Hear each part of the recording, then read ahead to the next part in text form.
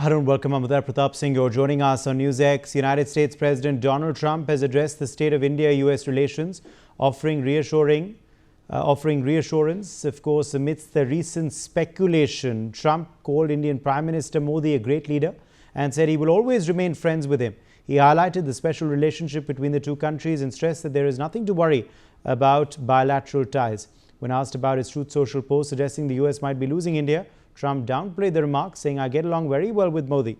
He recalled their recent meeting in the Rose Garden, emphasizing the strong personal rapport between the two leaders.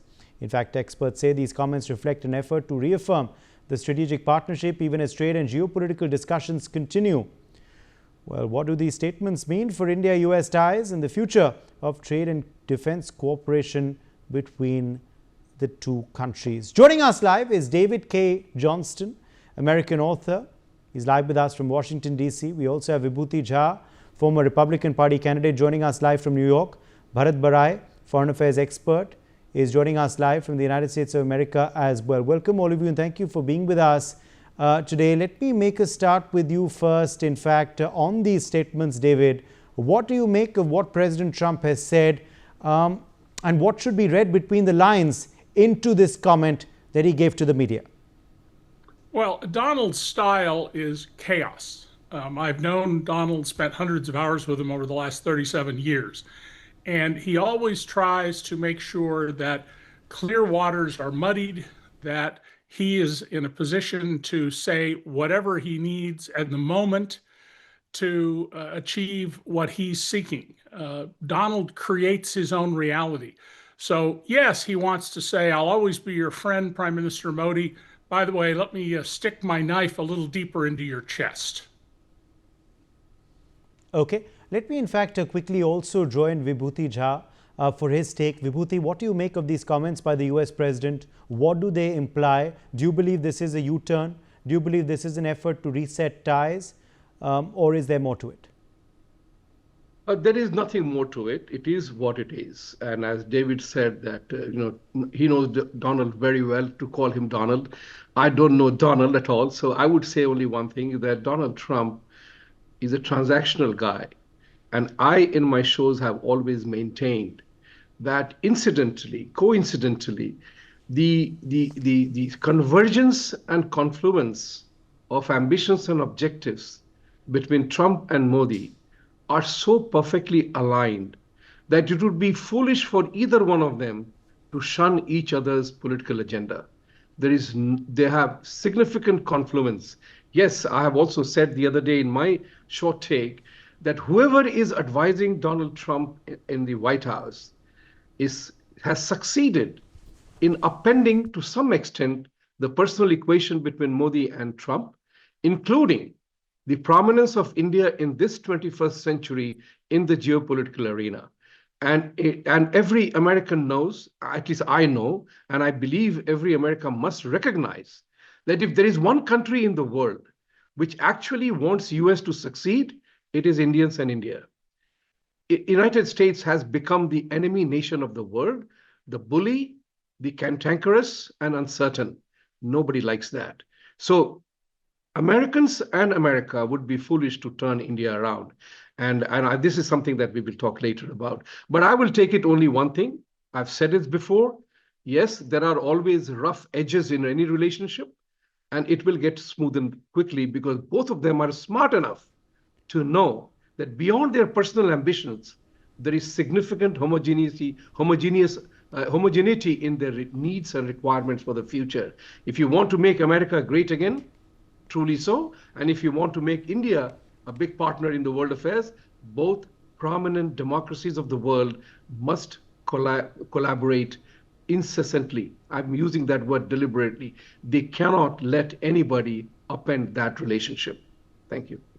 Okay, let me in fact quickly get you in here, Bharat Barai, on what you make of President Trump's comments on India-US ties, his praise as well for Prime Minister Modi. What can be read into this latest statement by the US President, of course, coming at the time that it does, between a slight freeze in relations with all sorts of comments coming in from his top advisors? You know, the imposition of 25% and then 25% more was very premature, ill-advised, and advised by a very small circle of White House advisors, including Mr. Peter Navarro and maybe Mr. Miller. It was partly influenced by the prolonged negotiations and India's insistence on trying to protect the farmers as well as small business people. And they had to realize that India had its own compulsions. Any elected leader in a democracy has to listen to his or her constituency. That's what Donald Trump is trying to do, and that's what Prime Minister Modi is trying to do.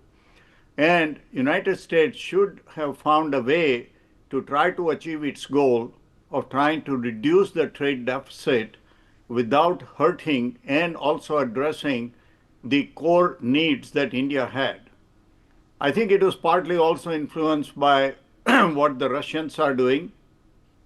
I have to say that, yes, Russia may be a friend of USA politically, and it has been. It has been an arms supplier, but Russia is ultimately now a dictatorship. Anybody who is trying to advise Prime Minister or President Putin against the war has been jailed, has been kicked out, arrested. So Russia is not a democracy, and trying to kill so many innocent people in Ukraine. Yes, Russia had legitimate concern about NATO missiles or Ukraine becoming a NATO member, but those things could have been solved by negotiations. And I fail to understand after 3.5 years, with so much of killing of civilians, so much of damage in Ukraine, and also losing close to 250,000 Russian soldiers and maybe 70 to 80,000 Ukrainian soldiers, Russia is also bogged down for almost 2.5 years. So there has been really no legitimate reason. And as an Indian American, I feel that Russia should quickly get to the negotiating table.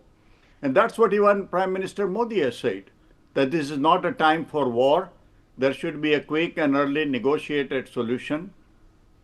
Partly what President Trump did was influenced by too much of praise and nominating him for Nobel Prize by Pakistan. Pakistan is another terrorist country, and I hope that Trump realizes sooner rather than later what Pakistan is really worth. Part of what President Trump did, and I welcome it, making a friendly gesture towards India and Prime Minister Modi, was also influenced by the reach of Indian Americans, both to the White House as well as to the congressmen and senators. I'll not go into the details. Somebody wrote an article that why the Indian Americans are silent. They are not. But we have been working under the radar, talking to the congressmen and senators, many of whom are our friends, including some top senators, and they all promised that they would reach out to White House and advise him. And I think this kind of thing is a confluence of realization on part of both the countries that there is a lot more common between United States and India than it is common between India and China or between India and Russia. And speaking about China, go back to Tibet. They have been occupying Tibet, and Dalai Lama is exiled in India. China is also a dictatorship. What have they done to the dissenters, including killing 3,000 people in Tiananmen Square, promising Hong Kong a different kind of setup, and what they've done in Hong Kong, silence, jailed all the dissenters. As far as India is concerned, remember Narendra Modi invited President Xi to Gujarat, treated him lavishly, invited him to Mahabalipuram, treated him lavishly, and what did we get in return? Killing of Indian soldiers in Galwan. So China, it's okay, they are our neighbors, and we have to keep good relations with them, but trusting the Chinese will be a biggest mistake. So I think it's best that the differences that arose this time between India and USA are resolved. President Trump acted prematurely on advice of small band of advisors, but I guess whatever might be the reason, he is now on the right track. Okay. David, let me draw you in here. This is just one statement. But if President Trump is indeed serious about resetting India-US ties and he truly believes in this a partnership, what is needed going forward from the Trump administration? And where do you see ties really between the two countries progressing? Yeah, Uday, I would be very cautious about thinking about anything involving Donald in terms of some philosophical and core philosophy and strategy. That's just not who Donald is. He is a lifelong con artist who makes it up as he goes along and rewrites the narrative as needed. Now, Trump has managed to, by his own word earlier this week, drive India and the Kremlin into what he called deepest, darkest China. He has been alienating many of the allies of the United States and then praising people like the leader in Pakistan, the leader in the Kremlin, and others, which tells you a lot about his absolute disregard for democracy. And to be clear, I have been writing since February 26th that Donald Trump is the American dictator. He's not fully consolidated his power, but he has been removing sources of accountability like inspectors general. He's been firing anyone who challenges whatever he wants to do at the moment. And he himself has said, oh, millions of Americans want to have a dictator. That's his own statement, which I've been warning people about since 2011, that if Donald got to the White House, he would never leave peacefully, as we saw in 2021, and that his goal would be to become the American dictator. Donald will be very happy with Prime Minister Modi if he says or does anything that can be sold in the US as Modi saying, thank you, Mr. President, for showing me the error of my ways. Thank you for appreciating that you really are the supreme leader in the world, because that's what his ego needs. And unfortunately, he's advised by Stephen Miller, who at the news organization I co-founded, DC Report, we call Trump's Minister of Hate. He's a vicious racist all the way back to high school when he had to be pulled off the stage giving a racist rant in California where he went to high school. And Peter Navarro, who holds bizarre economic views that are way outside the mainstream. The only other thing I'd caution about is keep in mind that Donald believes in mercantilism. That's a discredited economic theory that Adam Smith's Wealth of Nations killed by explaining market capitalism. Mercantilism is what turned India from the richest country in the world into a poor country when the British invaded. And Donald believes that tariffs and mercantilism are the way to go because he does not understand wealth creation. We often call him a businessman. Donald was never a businessman. He would borrow money plus a $5 million or so fee for himself to acquire a business. He would drain it of capital and cash until it collapsed. And then he'd walk away and say how brilliant he was. He's not a wealth creator. He's a wealth destroyer. And his ideas on economics are completely at odds with mainstream economics. Okay, let me go back across to you, Vibhuti Jha. What is needed to cement ties, to bridge this trust deficit currently between the two countries? What do you believe is the future of the India-US relationship, short term? Thank you. In the short term, in America, having worked with American corporations all our life, we know America moves on a quarterly financial outcomes every single quarter. So a long-term vision is, in the long run, we all are dead. That's another American philosophy. In the long run, we all are dead. So let's take care of today. So your question is very vital. But it is very important to understand a few things. David has been saying about Donald, whom he knows very well, for all kinds of adjectives that he's used just now. But doesn't he reflect the typical American way of life? America has always dealt with dictators and tyrants because it's easy to do business with them. This is what is important for everybody to know. We live in an era in which, in my quote is, technology has really forced the communication that happens in a remarkable different way. News travels faster than the speed of lightning, euphemistically speaking. So the question is, nobody reads a morning cup of reads a New York Times or Washington Post or Times of India over a cup of tea. News travels faster than the speed of lightning. America is getting exposed. Donald Trump has been symptomatic of the American typical way of life, dealing with dictators. And as two largest and two most prominent democracies of the world, if democracy has to succeed, Trump and Modi have to succeed, because these are the only two people who are standing between democratic values and the unholy alliance that wants to trample upon the democratic values. I don't need to say that, but think about it. Who are the people who are abusing democratic principles, freedoms? As the saying goes, these are the thugs, the crooks, the criminals, alleged ones, who take maximum advantage of freedom as the fault line of democracy. David, you might want to do some research on it later on, but my theory is that the freedom is being used as the fault line of democracy by everybody who wants to defeat it. This is a very critical realization United States and India need to have as the two most prominent democracies. I don't indulge in the wordplay, largest, smallest, youngest, oldest, strongest, weakest. No, we are the two most prominent democracies, India and United States. If you want democracy to survive, these two people in their leadership have to call the truth bluntly. That's why people don't like truth, because truth hurts. It's bitter. There's a reason for that. That's why it is important that we do not, when you become politically correct, the biggest victim is truth, because then you are always trying to mislead, couch certain things in certain ways which are not true. And as the saying goes, if you want to get something truly, you need to go to the roots of it.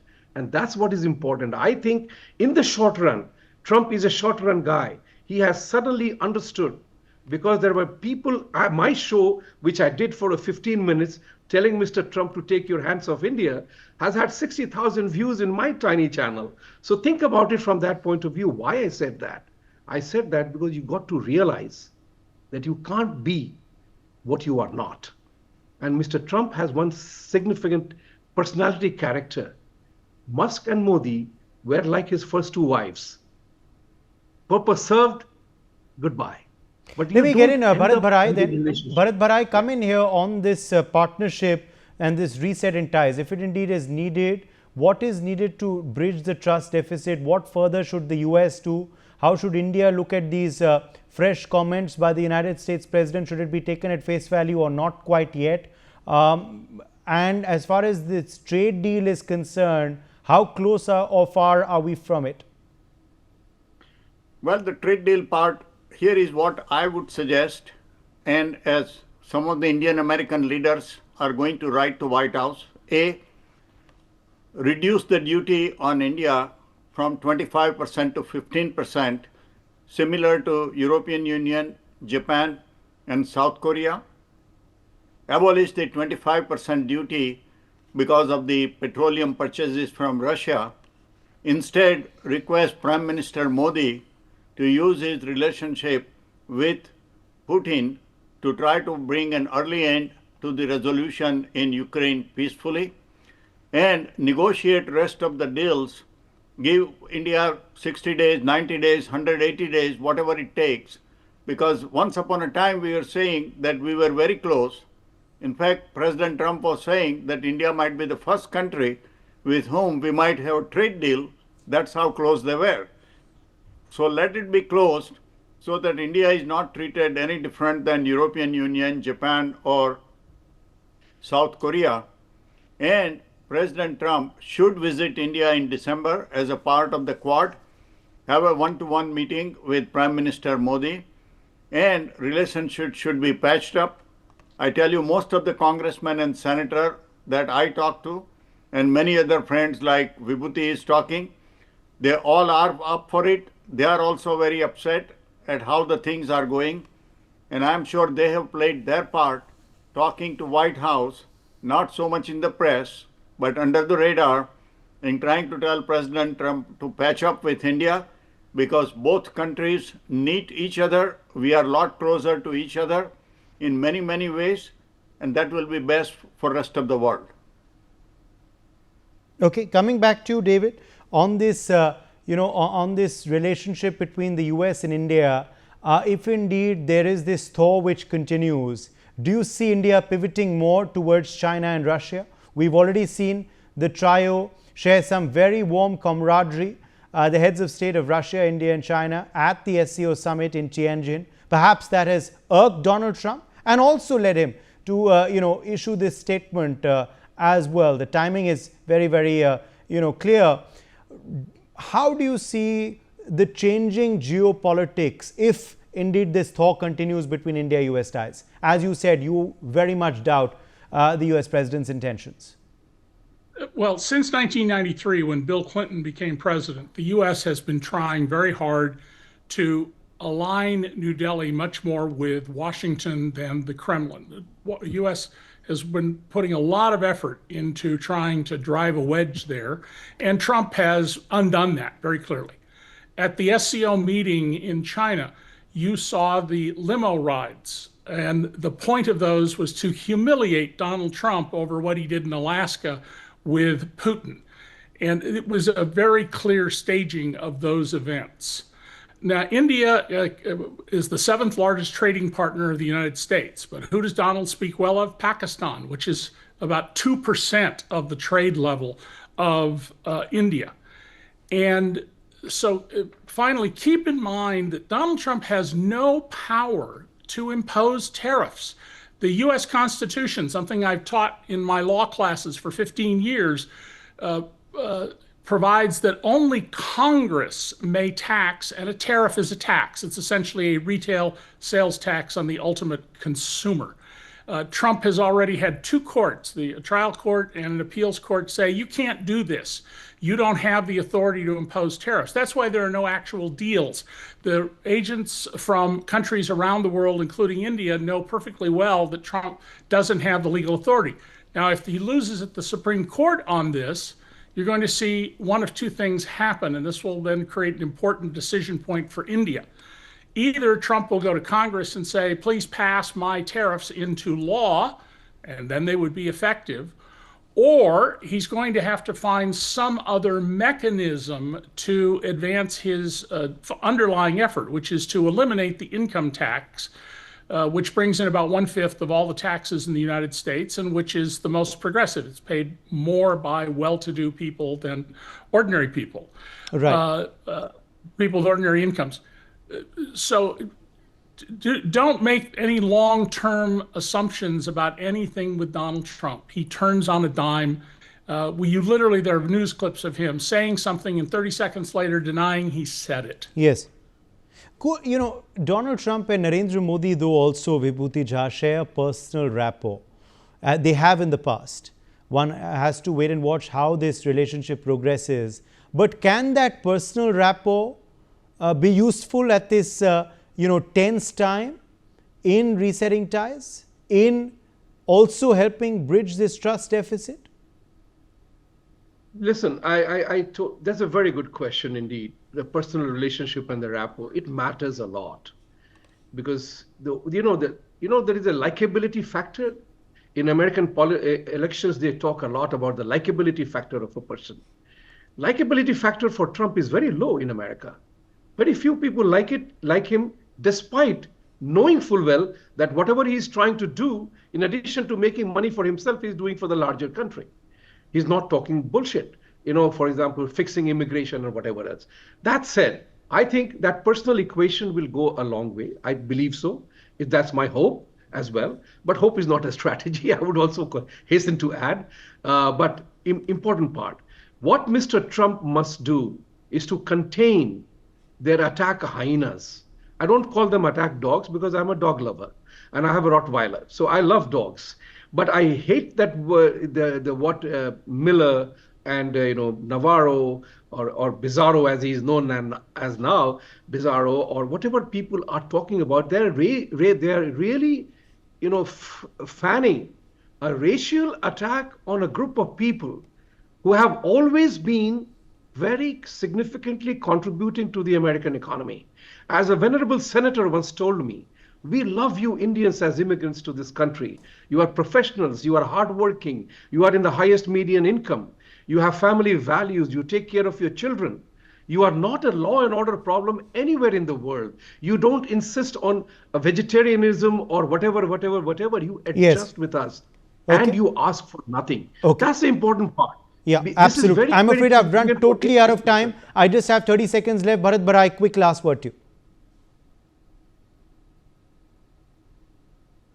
Bharat, can you hear me?